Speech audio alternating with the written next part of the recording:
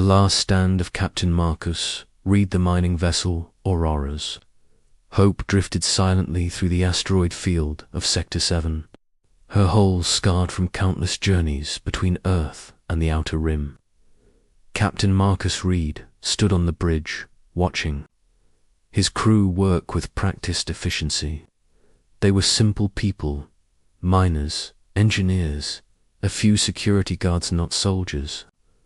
The ship carried no weapons beyond basic defensive systems, no military escort, just 37 souls trying to make an honest living in the vast emptiness of space. Reed was 52 years old, grey-bearded and weathered from decades of deep space travel.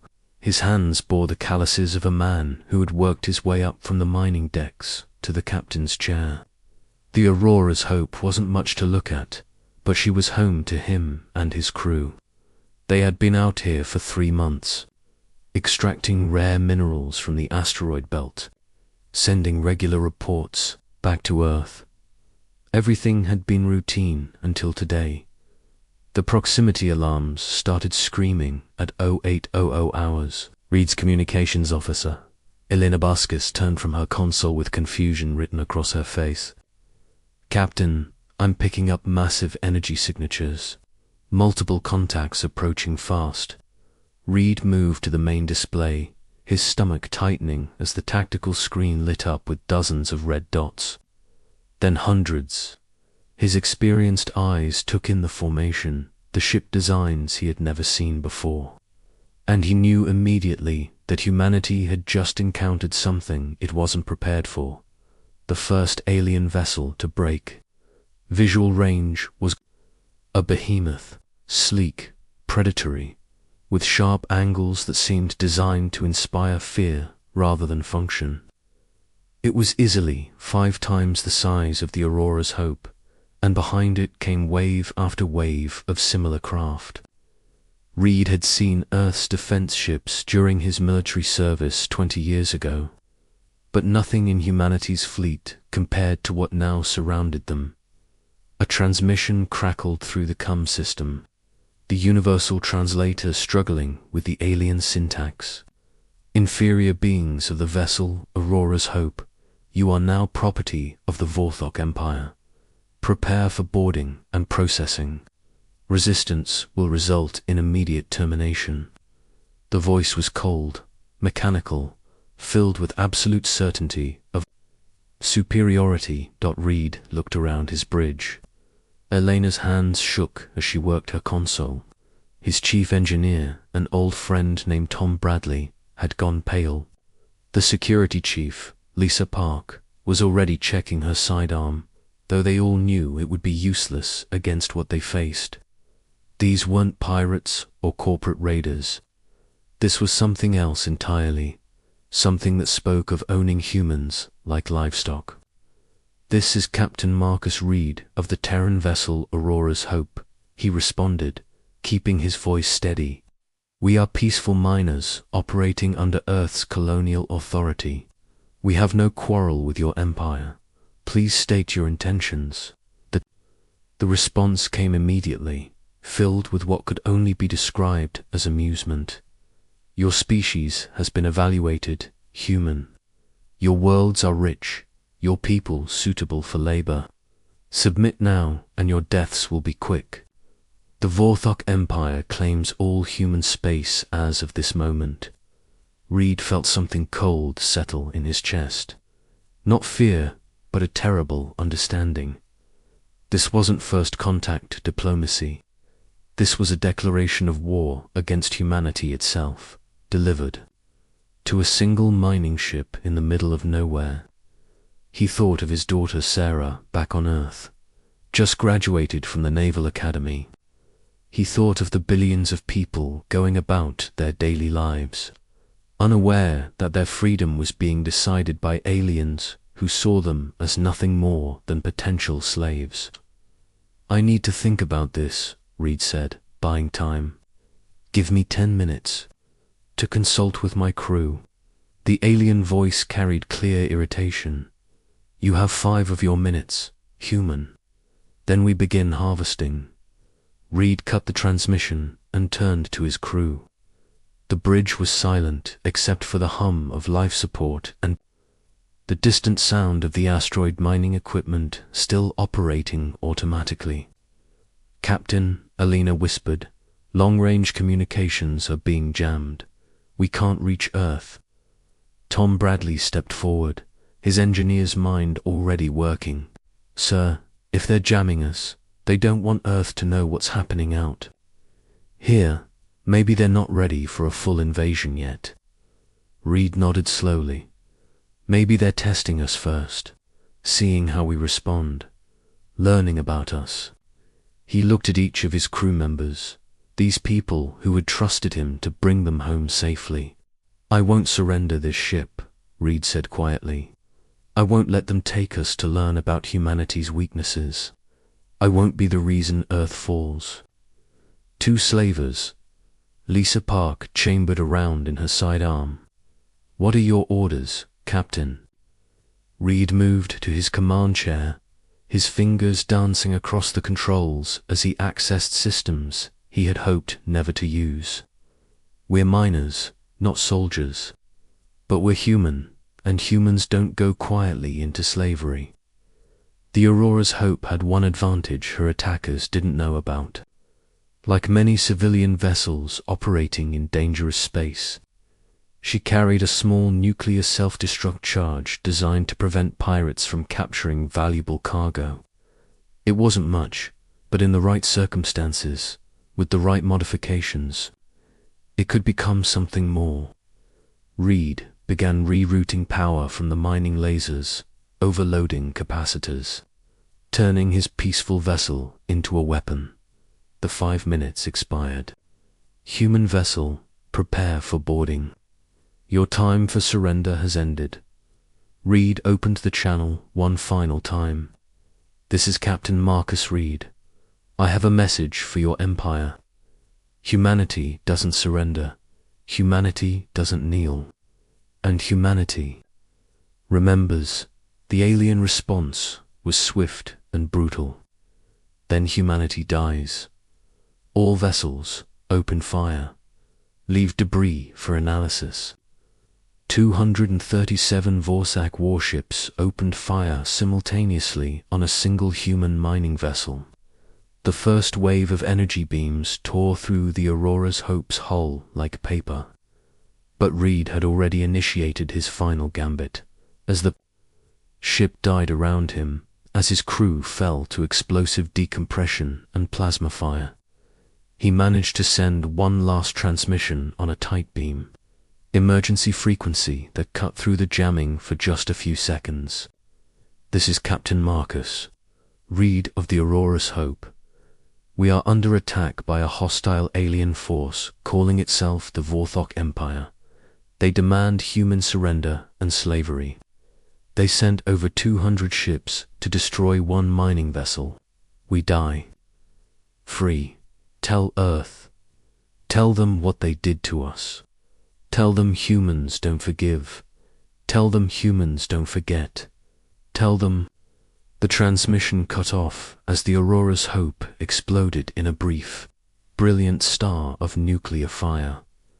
The explosion caught 3 Vorthok vessels too close to the blast radius, their shields failing against the unexpected nuclear fury. It wasn't a victory, but it was a message. The human ship had chosen death over surrender, and in dying, had drawn first blood against an empire that thought itself invincible. The Vorthok fleet commander stared at the debris field, puzzled by the primitive species' final act of defiance. Curious, the commander mused to his subordinates. The humans chose destruction over subjugation. This may require additional study. He ordered his fleet to collect samples from the wreckage and continue their reconnaissance of human space. The Vorthok had no way of knowing that. Reed's transmission had been received by an automated relay station 17 light minutes away, or that it was already being compressed and transmitted toward Earth at maximum priority. They had no way. of knowing that they had just made the worst mistake in the history of their empire. They had underestimated humanity's capacity for both sacrifice and vengeance. They had killed 37 innocent people who wanted nothing more than to work hard and go home to their families. They had declared war on a species they thought was weak and defenseless.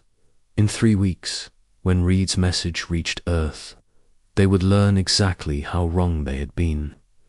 The Vorthok Empire had existed for over 1,000 years, conquering dozens of species, enslaving entire worlds. They had built their power on the assumption that superior technology equaled superior will, that advanced weapons meant advanced courage. They were about to discover that some species couldn't be broken by superior firepower alone. They were about to learn that humans had spent centuries perfecting the art of war, that they had built their civilization on the graves of those who underestimated their determination. The death of Captain Marcus Reed and the crew of the Auroras. Hope would not be forgotten, it would be avenged. Reed's final words echoed across the empty space where his ship had died. Tell them humans don't forgive. Tell them humans don't forget. The Vorthok fleet departed, leaving only debris and radiation where 37 human souls had made their last stand. But their sacrifice had lit a fuse that would burn across the galaxy, and when it reached Earth, the explosion would reshape the balance of power among the stars forever. The message was traveling home, carrying with it the promise of retribution and the guarantee that humanity would never again be caught defenseless. The Vorthok thought they had won a small victory against a primitive species. Instead, they had just started a war they couldn't possibly understand, against an enemy they had fatally underestimated. The galaxy was about to learn why humans called Earth the birth world of warriors. Earth's awakening and the hunt begins. The message reached Earth during the morning briefing at Terra Defense Command. Admiral Sarah Chen was reviewing routine patrol reports when her aide, Commander Williams, burst into the secure conference room with an expression that made her blood run cold. "Admiral, we have a priority Alpha transmission from Sector 7. You need to hear this immediately." Chen was a veteran of the Mars Rebellion and the Jupiter mining wars, but nothing in her 40 years of military service had prepared her for Reed's final transmission. As the captain's dying words filled the command center, every officer present felt the weight of a new reality settling on humanity's shoulders. They were no longer alone in the universe, and their first contact was a species that viewed them as livestock. "Play it again," Chen ordered, her voice tight with controlled fury. She listened to Reed's sacrifice twice more, memorizing every word, every nuance of desperation and defiance in his voice. When it finished, the command center was silent, except for the hum of computers and the distant sound of Earth's orbital defense platforms cycling through their automated checks. Chen stood slowly, her mind already shifting into the tactical mode. That had made her humanity's youngest fleet admiral. "Ladies and gentlemen, as of this moment, Earth is at war. Commander Williams, initiate Protocol 7. I want every deep space patrol recalled immediately. Contact the Colonial Authority and tell them to pull back all civilian traffic from the outer systems. No one goes beyond the asteroid belt without military escort." Protocol 7 hadn't been activated since the AI uprising on Europa 15 years earlier. It meant total military mobilization, the awakening of defense systems that most civilians didn't even know existed. Chan's fingers flew over her console, accessing command codes that would transform humanity from a peaceful, spacefaring species into something altogether more dangerous. The first person she called was Lieutenant Commander Jake Morrison. "Calcine, Ghost, who was currently on leave visiting his family in Colorado. Morrison was humanity's best special operations officer, a man who had earned his reputation in the shadows of a dozen colonial wars. When his secure phone rang at 0600 local time, he answered on the first ring. Morrison, here. Ghost, this is Admiral Chen. I need you at Terror Command in 2 hours. We have a situation. Morrison's voice sharpened immediately. How bad, Admiral? Chen looked at the tactical display showing Earth's defensive positions coming online. Massive orbital weapons platforms that had been disguised as communication satellites for decades. Bad enough that I'm waking up the Phoenix Protocol. How fast can you get here? Morrison was already moving toward his closet where his gear waited in perpetual readiness. 1 hour, 40 minutes if I push it. Should I bring the usual suspects? Chen smiled grimly. Morrison's usual suspects were a hand-picked team of operators who existed in the grey areas between military units, people whose names appeared on no official rosters but whose skills were legendary in the intelligence community. Bring everyone, Ghost. We're going hunting. The line went dead, and Morrison felt the familiar cold focus settling over him. He had been fighting humanity's hidden wars for over a decade, but this felt different. This felt like the war he had been training for his entire life without knowing it. Within 12 hours, Earth's true military might was revealing itself. Hidden shipyards in the asteroid belt came online, their stealth fields dropping to reveal dozens of warships that officially didn't exist. The public knew about the Terra Defense Fleet, the visible navy that protected Earth's shipping lanes and orbital stations. They didn't know about the Shadow Fleet, the black projects that had consumed trillions of credits over the past 20 years. Admiral Chen stood on the bridge of the Retribution, humanity's first true warship. Unlike the patrol vessels and defensive platforms the public saw, the Retribution was built for one purpose: to take the fight to humanity's enemies wherever they might hide. Her hull was composed of metamaterials that could shift between stealth configuration and combat mode. Her weapons were experimental plasma, cannons that could crack a moon in half. Morrison arrived at the ship with his team just as the final preparations were being completed.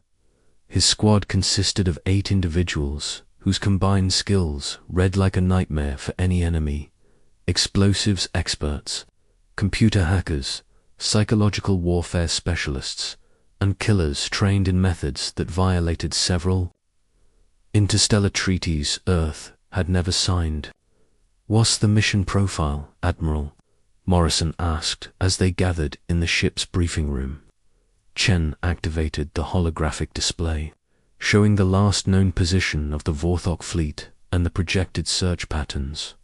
"We're going to find these aliens, Ghost. We're going to learn everything about them, and then we're going to make them pay for what they did to Captain Reed and his crew." The briefing lasted 3 hours, covering everything from xenobiology projections to psychological warfare tactics. The Vorthok had made one critical error in their encounter with the Aurora's Hope. They had revealed their location. Reed's sensors had recorded the alien's energy signatures and ship configurations in the moments before his death, and Earth's analysts had been working round the clock to process that data.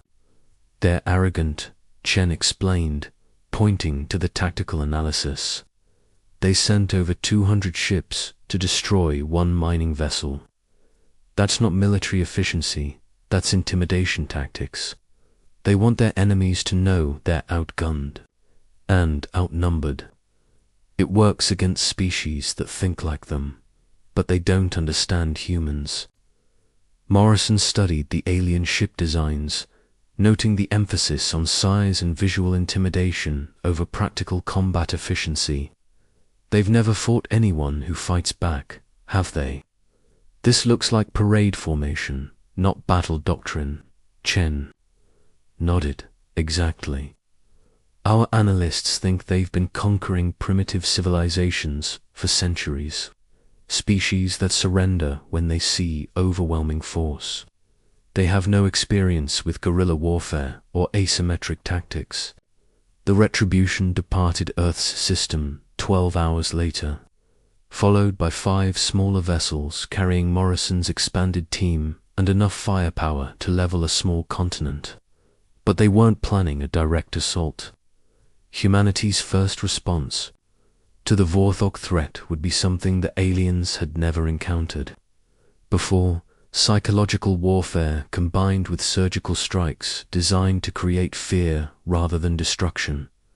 Morrison's first target was a Vorthok patrol group that had been detected near the edge of human space, clearly conducting reconnaissance for a larger invasion force. Instead of engaging them directly, he implemented what he called the Phantom Protocol.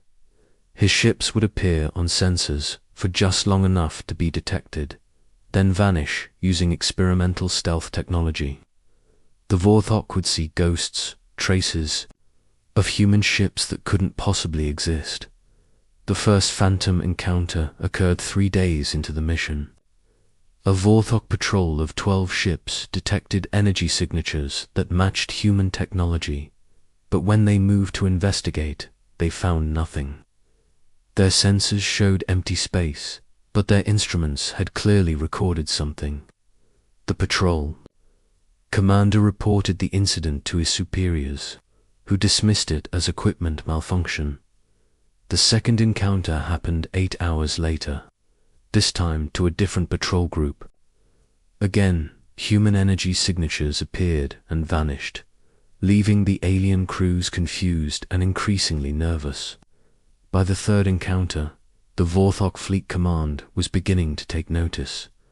These weren't equipment failures. Something was out there, something that could appear and disappear at will. Morrison's psychological warfare campaign escalated systematically.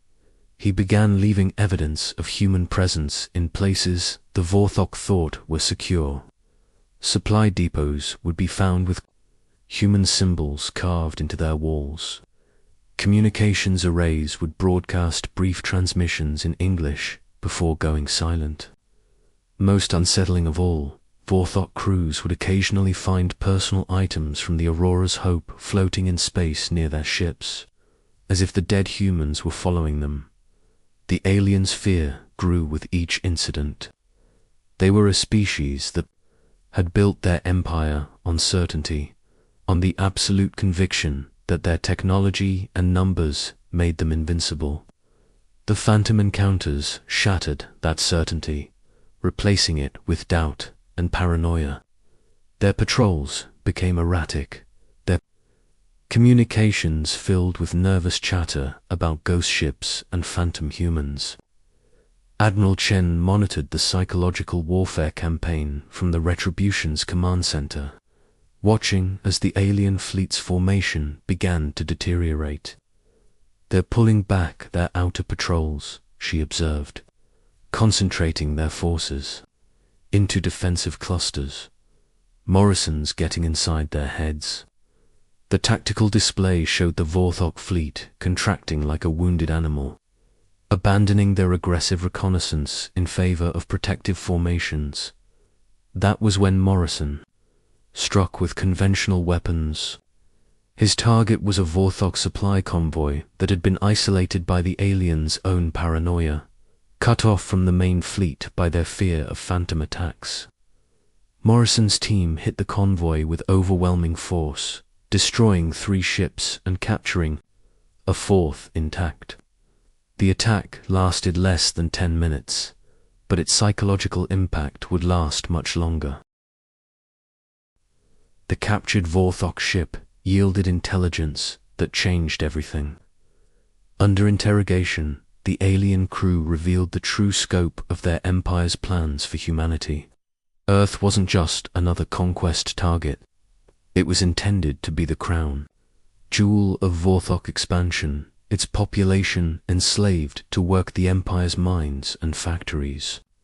The aliens had been watching human space for months, studying defensive capabilities, identifying weaknesses. What they hadn't expected was resistance like this. Their records showed dozens of conquered species, all of which had surrendered when faced with overwhelming force. The concept of guerrilla warfare was foreign to them.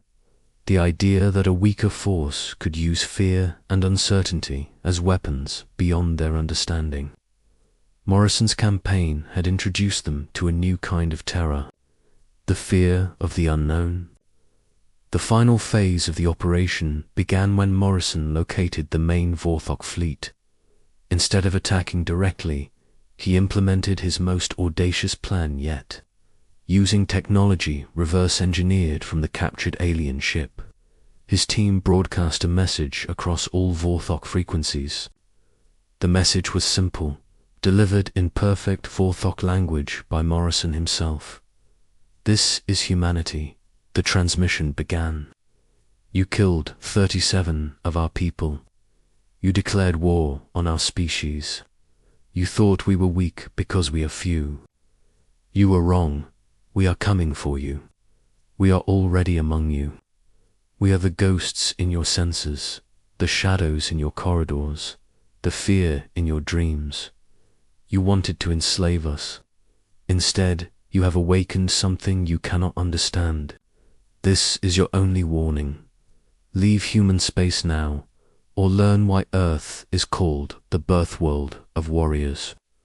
The psychological impact was immediate and devastating. Vorthok crews began reporting phantom humans in their corridors, shadows that moved when no one was there, sounds of human voices in empty compartments. Their empire's proud fleet began to fracture as individual ships broke formation, their crews too terrified to maintain discipline. Morrison's final strike was surgical and symbolic. He infiltrated the Vorthok flagship using captured technology and killed the fleet commander in his own quarters, leaving behind Captain Reed's mining helmet as a calling card. The message was clear. No Vorthok was safe. No ship was secure. No alien leader beyond human reach.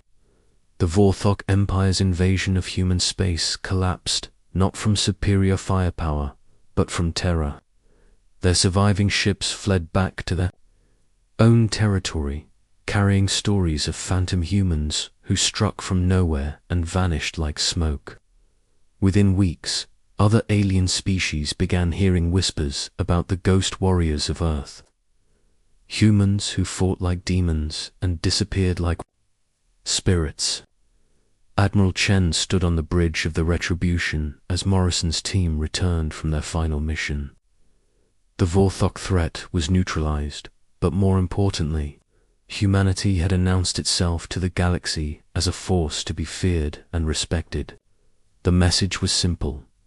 Earth's children would not be enslaved, and those who tried would face consequences beyond their darkest nightmares. Captain Marcus Reed and his crew had died free, and their sacrifice had ensured that no human would ever again face slavery among the stars. The galaxy now knew that humanity didn't just